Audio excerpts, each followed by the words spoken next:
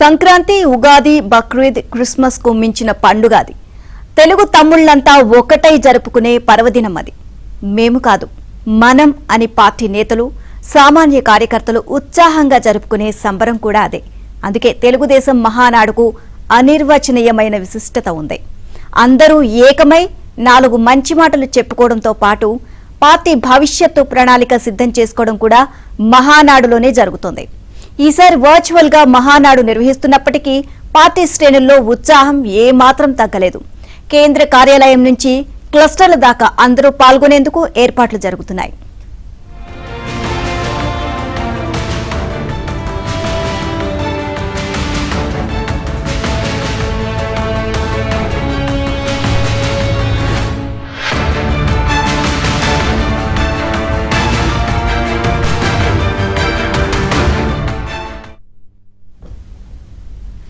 ప్రాంతీయ, జాతీయ రాజకీయాల్లో పెను మార్పులకు శ్రీకారం చుట్టిన తెలుగుదేశం పార్టీ ఇప్పుడు 3వ తరం చేతిలోకి వెళ్తోంది. ఎన్టీఆర్, చంద్రబాబు నాయుడు తరువాత నారా లోకేష్ సారథ్యంలో ఈసారి తెలుగుదేశం మహానాడు జరగబోతోంది. ఈ నెల 27, 28 తేదీలో హైబ్రిడ్ పద్ధతిలో నిర్వహించే మహానాడుకు ఏర్పాట్లు తుది దశకు చేరుకున్నాయి. పార్టీ కేంద్ర కార్యాలయంలో రాష్ట్ర జాతీయ కార్యవర్గంతో పాటు పార్టీ పోలిట్ బ్యూరో సభ్యులు మాత్రమే పాల్గొంటారు. మిగతా ఎమ్మెల్యేలు, ఎంపీలు, ఇతర ప్రజా ప్రతినిధులు ఆయా నియోజకవర్గాల నుంచి మహానాడుకు హాజరవుతారు. క్లస్టర్ ఇన్ఛార్జీలు, గ్రామ, మండల, నియోజకవర్గాల కమిటీలతో కలిసి ఆన్లైన్లో పాల్గొనాల్సి ఉంటుంది. ఇందుకోసం పార్టీ కేంద్ర కార్యాలయంలో 24 గంటలు పనిచేసే కంట్రోల్ రూమ్ కూడా ఏర్పాటైంది. సాంకేతికంగా అన్ని నియోజకవర్గాలతో ఆన్లైన్లో అనుసంధానం కావాలని సీఎం చంద్రబాబు ఆదేశించారు. ఆయా పనులను party working president Nara Lokesh పర్యవేక్షిస్తున్నారు.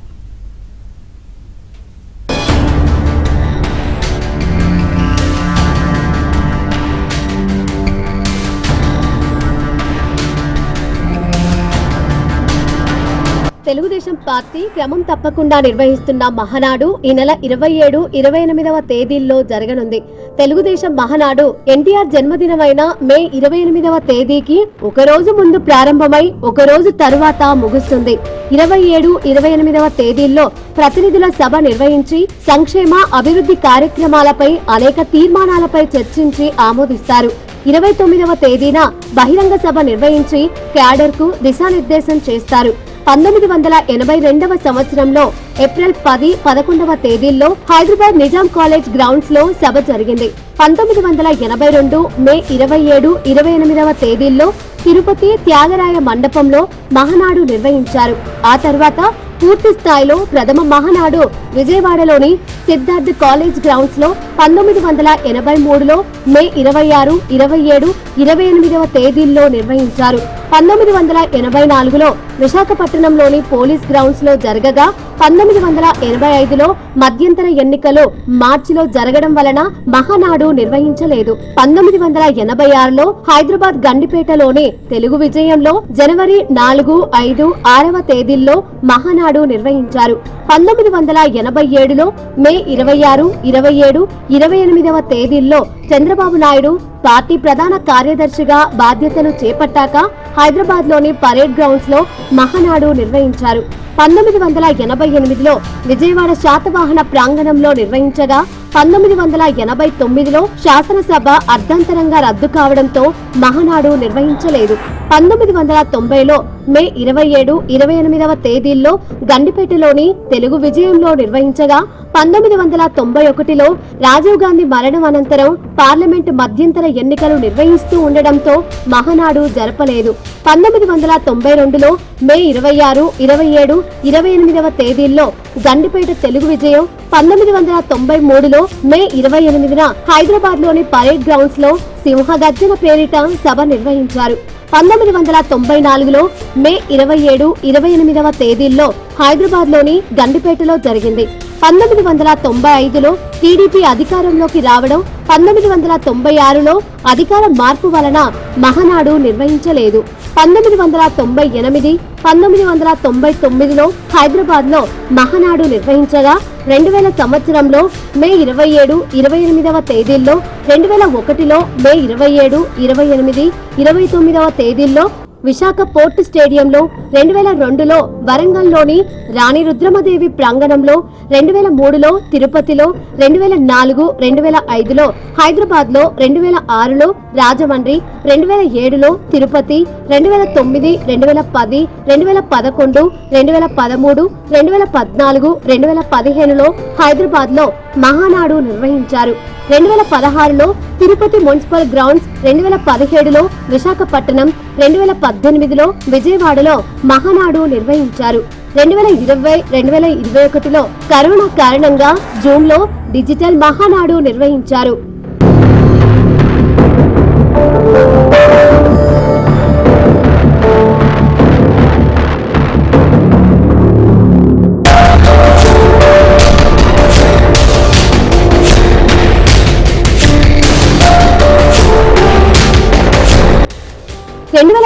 నుంచి 2024 మధ్య వైసీపీ ప్రభుత్వ హయాంలో టీడీపీ కార్యకర్తలు, నేతలు తీవ్ర ఇబ్బందులు, నిర్బంధాలను ఎదుర్కొన్నారు. అధికార పార్టీ వేధింపులు, అక్రమ కేసులు, అరెస్టులు, థర్డ్ డిగ్రీ ప్రయోగాలు, సోషల్ మీడియాపై ఆంక్షలు, పలువురు కార్యకర్తలను హతమార్చడం, చివరకు పార్టీ కేంద్ర కార్యాలయంపై దాడితో పాటు పార్టీ జాతీయ అధ్యక్షుడు చంద్రబాబు నాయుడును కూడా అరెస్టు చేయడం లాంటి ఘటనలు జరిగాయి. ఈ సమయంలో 2022 మే 27, 28వ తేదీల్లో ఒంగోలులో జరిగిన మహానాడు పార్టీ చరిత్రలో చిరస్థాయిగా నిలిచిపోతుంది. అధికార పార్టీ నిర్బంధం కారణంగా బస్సులు కూడా ఇవ్వకపోవడంతో కార్యకర్తలు, నేతలు లారీలు, ట్రాక్టర్లు, కార్లు, సొంత వాహనాలలో తరలి వచ్చారు. ఈ మహానాడు సూపర్ సక్సెస్ కావడంతో తెలుగుదేశం కార్యకర్తల్లో మనోధైర్యం పెరిగింది. ఆ తర్వాత 2023లో మే 27, 28వ తేదీల్లో రాజమహేంద్రవరం మహానాడులో తాము అధికారంలోకి వస్తే సూపర్ 6 పథకాలను అమలు చేస్తామని ముఖ్యమంత్రి చంద్రబాబు ప్రకటించారు. 2024లో మేలో పార్టీ అధికారంలోకి వచ్చిన తర్వాత మహానాడు నిర్వహించలేదు. 2025లో తొలిసారిగా కడపలో 3 రోజుల పాటు మహానాడు నిర్వహించారు. తెలుగుదేశం పార్టీ మహానాడుకు ఒక చరిత్ర ఉందని, ఈ మహానాడు ద్వారా కార్యకర్తలు పార్టీ ప్రజాసేవకు పునరంకితం అవుతారని, ఒక ప్రాంతీయ పార్టీ ఈ విధంగా మహానాడు నిర్వహించడం దేశంలో ఎక్కడా లేదని పార్టీ నేతలు తెలిపారు. మహానాడు అందరికీ చాలా పర్వదినం. క్రైస్తవులకి క్రిస్మస్ ఎలాగో, ముస్లింలకి రంజాన్ ఎలాగో, హైందవులకి సంక్రాంతి, ఉగాది పండుగలు ఎలాగో ఈ రోజున ఈ మహానాడు అనేది ప్రతి తెలుగు దేశం పార్టీ కార్యకర్తకి అంత పర్వదినంగా భావిస్తారు కనుక ఈ ఉత్సవం జరుగుతూ ఉంది, ఏర్పాట్లు జరుగుతున్నాయి. 28వ తారీఖున స్వర్గీయ నందమూరి తారక రామారావు గారి జన్మదినం.